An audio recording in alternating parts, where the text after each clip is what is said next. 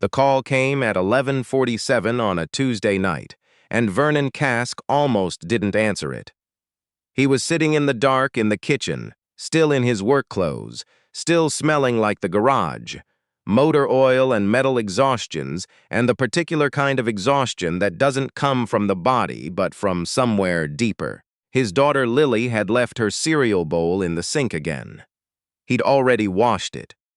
He'd washed it and stood there looking at the clean bowl, and thought about how she was 9 years old, and already the apartment felt too quiet when she was at her mother's place. He picked up the phone on the fourth ring. It was his sister Claudia. "Vernon," she said, "I need you to come to Chicago." He hadn't been to Chicago in 11 years. Vernon Cask was 43 years old, broad through the shoulders, with hands that had been cracked and scarred since his 20s. He'd spent 18 years working structural rescue for the Memphis Fire Department.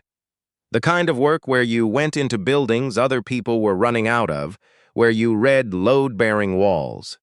The way some people read faces, where you understood in your bones exactly how much weight a structure could hold before it gave. He'd retired early, not by choice.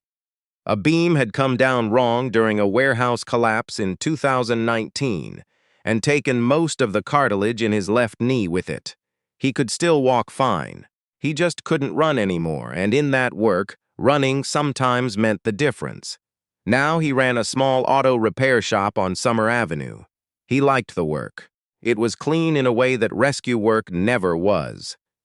Clean meaning there were no decisions that cost lives. No moments where you stood on rubble and listened and prayed you were hearing a voice and not the wind. He'd built something quiet.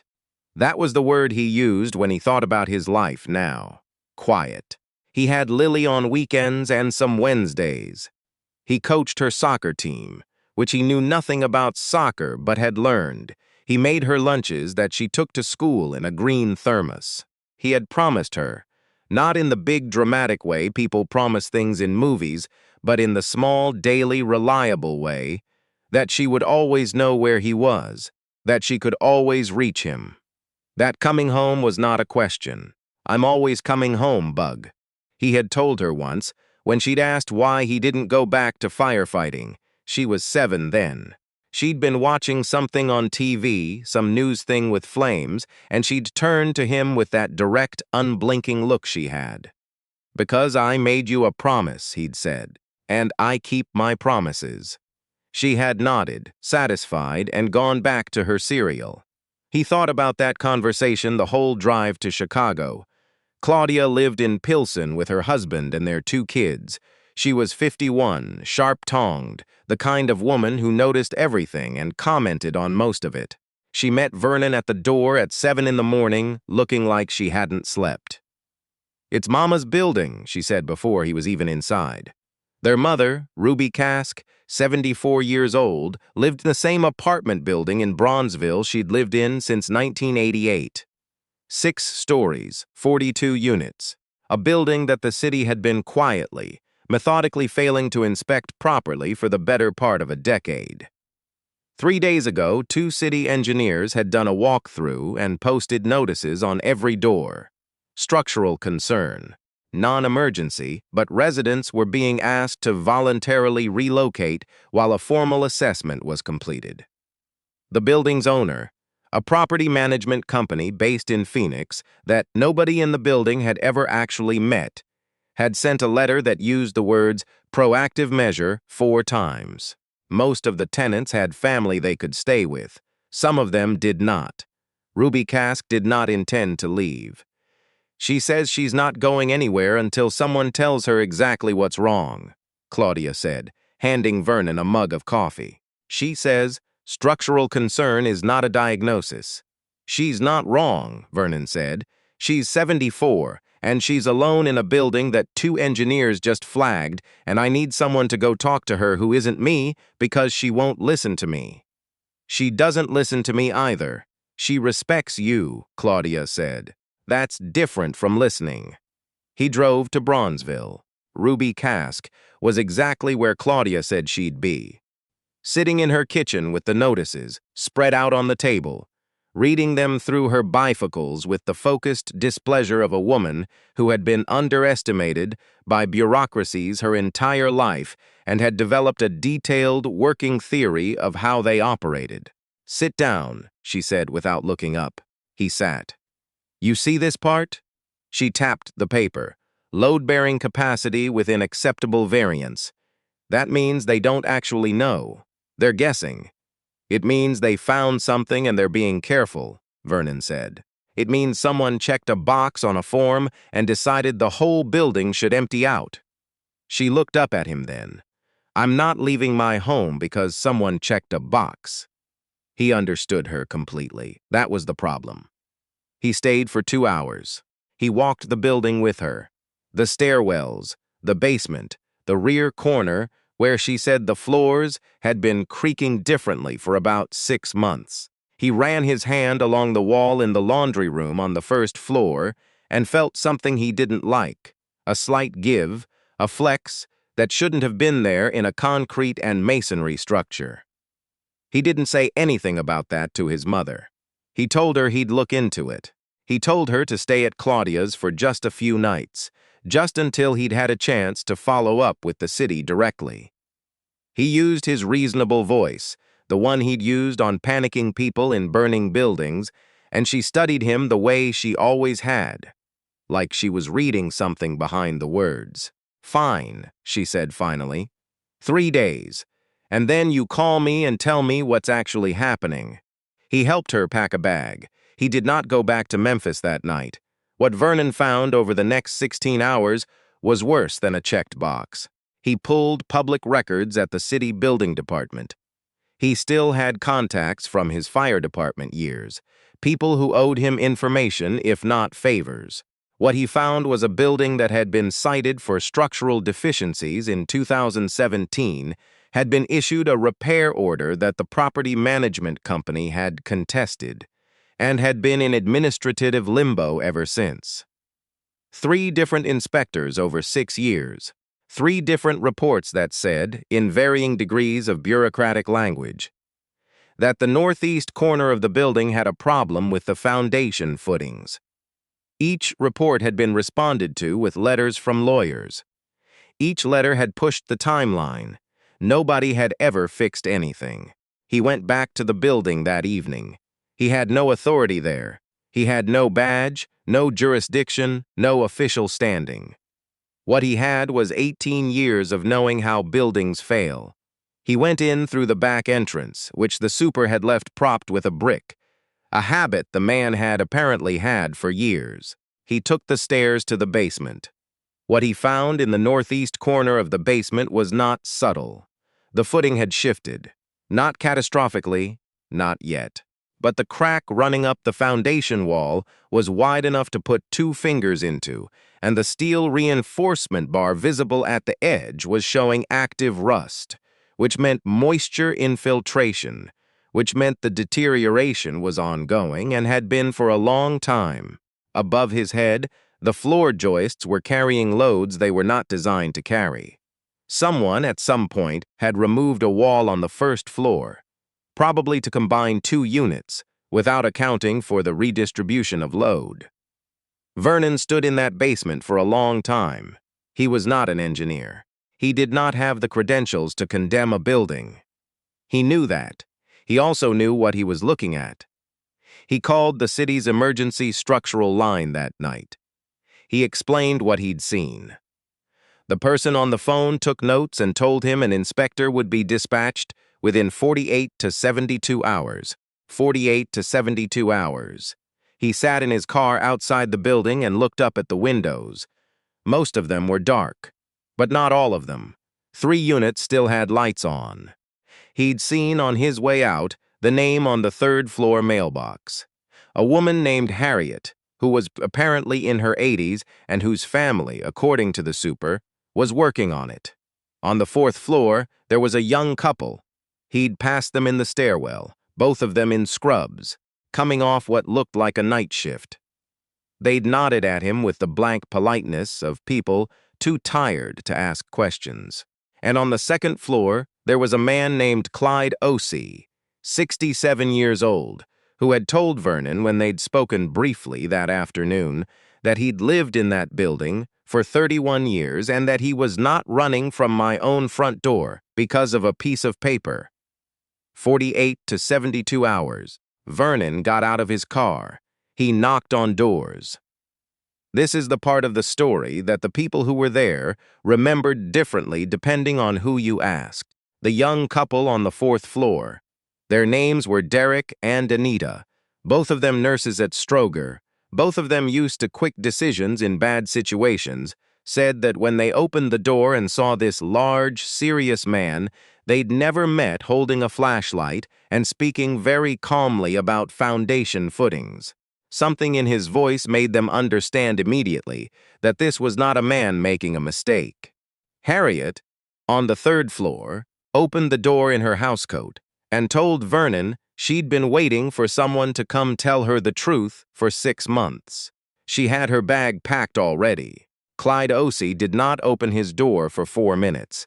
When he finally did, Vernon said, "Sir, I need you to look at something," and walked him to the stairwell and pointed at the crack that ran along the base of the wall, visible even from the 2nd floor landing if you knew where to look. Clyde looked at it for a long time. "How long have you been doing this kind of work?" Clyde asked. 18 years, Vernon said. "Are you sure?" Vernon looked at him. "I'm not sure of anything tonight, but I'm sure enough." Clyde got his coat. Vernon went back down to the basement one more time, just to look. He was standing there in the dark, flashlight pointed at the cracked footing, when he heard it. A sound that was less a sound than a sensation, a low, resonant shift that came up through the floor and into his feet. Concrete settling, or beginning to do something other than settle. He moved fast. He was out of the basement, and out of the building in under 90 seconds, and he was standing on the sidewalk looking up when the northeast corner of the 1st floor gave way. It was not a collapse, not entirely. It was what structural engineers later called a partial progressive failure. The footing shifted, the floor system above it dropped roughly 14 inches, and a section of the exterior masonry on the ground floor cracked and bowed outward. The building did not fall, but it made it very clear that it was going to. The sound brought people out of neighboring buildings. Someone called 911. Within 6 minutes, there were sirens. Vernon was still standing on the sidewalk when the first truck arrived. He walked to the battalion chief before the man had fully stepped down from the cab, a veteran named Washington who had the particular calm of someone who had seen a great many things go wrong. "How many inside?" Washington asked. "0, Vernon said. "I cleared it 20 minutes ago. 4 residents, all accounted for." He pointed, "Northeast corner basement foundation failure. The structural integrity of the 1st and 2nd floors on that side is compromised. I'd recommend keeping your people back from the northeast quadrant entirely." Washington looked at him. "Who are you?"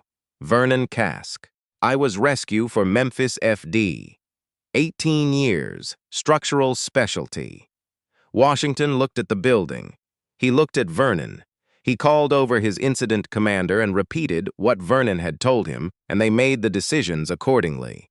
Nobody went into the northeast corner. Afterward, after the fire marshal's investigation, after the property management company's lawyers arrived, and were less useful than they believed themselves to be, after the city opened an emergency relocation assistance program that should have existed years earlier. Vernon sat on a folding chair on the sidewalk across from his mother's building and called Lily. It was almost 2 in the morning in Memphis. She was at her mother's house. She would be asleep. She picked up on the 2nd ring. "Dad?" Her voice was small but not scared, just awake. "Hey, Bug, I'm sorry it's late. Are you okay?" "I'm okay." He paused, looked at the building, the lights of the emergency vehicles still washing across the brick. "I'm gonna be a little later getting home than I thought." "Okay," she said. There was a pause. He could hear her adjusting, blankets rustling. "Did something happen?" He thought about how to answer that. "Something happened," he said. "But everybody's okay. I made sure everybody's okay." There was a silence, and then, "Is Grandma okay?" "Grandma's at Aunt Claudia's. She's fine. She's probably annoyed, but she's fine." Lily made a small sound that was either a laugh or a sigh. With her, sometimes it was both. "Dad," she said. "Yeah. You're still coming home, right?" He felt something move through him. Not quite what he would have called an emotion in the clean, nameable sense, but something that pressed against the inside of his chest. "I'm still coming home," he said. "That's not even a question." "Okay," she said, satisfied, in exactly the tone she'd used when she was 7. "Then I'm going back to sleep. Good night, Bug. Good night, Dad." He held the phone for a while after the call ended. Clyde Osey found him there about 10 minutes later.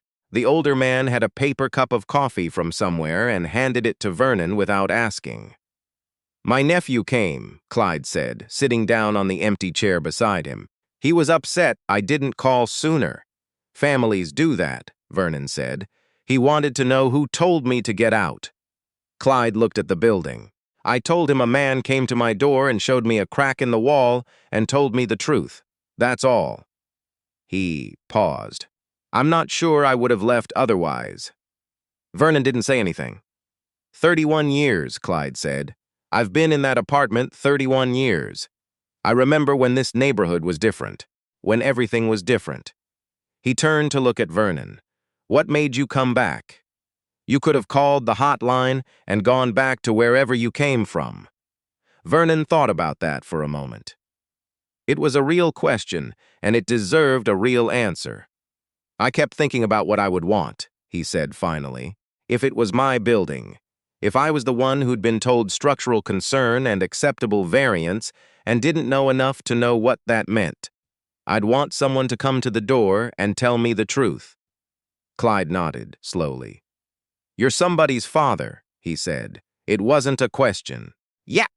"I can always tell," Clyde said. "It's something in how you look at a situation. Like you're always measuring risk against what you'd want someone to do for your kid." Vernon drank the coffee. It was bad coffee, but he was grateful for it. Across the street, a section of cordon tape snapped in the wind. The lights of the building above the damage line were still on. The building had power. The upper floors were fine. The engineers would say so in the morning. But the northeast corner was done. The whole building would eventually be done. The lawyers would be there for months. The 4 people who had been inside were not. He didn't tell the story for a long time. He wasn't the kind of man who told stories about himself. He drove back to Memphis the following afternoon, opened the shop on Thursday, and didn't mention Chicago to any of his regulars. Lily came over that Friday, and he made her the pasta she liked, and they watched a movie, and she fell asleep on the couch, and he sat there in the quiet apartment with his kid asleep next to him and thought about foundation footings and the specific sound concrete makes when it is finally quietly giving up. It was Claudia who told people. Claudia, who had a habit of announcing his accomplishments that he had never been able to stop. It got back to him sideways. A call from a former battalion chief in Memphis. A text from a guy he'd trained with in 2004. A message from someone at the City of Chicago's fire marshal office who said they were documenting the incident and wanted to speak with him about his role. He answered the last one because it felt like the right thing to do. He did not answer most of the others. What he thought about, in the weeks after, when he was under a car on the lift and his mind went quiet enough to think, was the moment in the basement when he'd felt the shift through his feet, the moment before he'd known for certain. There had been a second, just a second, where he'd thought, maybe I'm wrong. Maybe this is nothing. Maybe I'm a man who used to do this work and doesn't anymore, and I'm seeing disaster in a crack that every old building in Chicago has. And then the sound came up through the floor, and he stopped wondering. He had learned, in 18 years, not to talk himself out of what his body already knew. That was the thing nobody told you about experience. It didn't live in your head. It lived in your hands, your feet, the back of your neck. It lived in the specific way a building sounds when it is beginning to make a decision. And once you had it, you couldn't leave it behind, no matter how much you tried to build a quieter life. He didn't think he'd broken any promise to Lily by going into that basement. He thought he'd kept it. The promise wasn't never do dangerous things. The promise was always come home. He'd come home. He'd just made sure 4 other people could say the same thing. His mother called him on a Sunday, 3 weeks later. She'd been staying with Claudia, which she complained about daily, but she was eating Claudia's cooking, which she had always privately considered superior to her own. "The city finally responded to my letter," she said. "What letter?" "The letter I wrote to the building inspector's office in 2023, when I first noticed the floors." There was a pause. "I told you about that letter." He thought about it. She had mentioned something once about having written to someone. He'd half listened. He'd been in the middle of something. "Mama," he said. "I'm not saying I told you so," she said. "I'm simply noting that I did, in fact, tell you so." He laughed. It was the first time he'd laughed in what felt like weeks. "You're something else," he said. "I know," said Ruby Cask. "Now, when are you bringing Lily to see me? I've been at Claudia's for 3 weeks, and I need to see my granddaughter before I lose my mind entirely." "Next weekend," he said. "I promise. You keep those," she said, simply. Without ceremony. "Yes, ma'am," he said. "I do." Now, think about that for a moment. Vernon didn't go back to Chicago because anyone asked him to. He didn't have a title, or a badge, or anything official that said it was his job. He just had 18 years of knowing what a building sounds like when it's running out of time, and 4 people in it who didn't. There's a version of this story where he makes the call, gets in his car, and drives back to Memphis. The building shifts at 2 in the morning. The outcomes are different. He didn't take that version. There's something worth sitting with in that choice. Not because it was heroic in the way movies mean the word, but because it was just a man deciding that the thing he knew how to do mattered more, in that moment, than the version of himself he'd been trying to build. The quieter version. The one who stayed in his lane and kept his hands clean and made it home without any new weight to carry. Some weights, it turns out, are the right kind to pick up.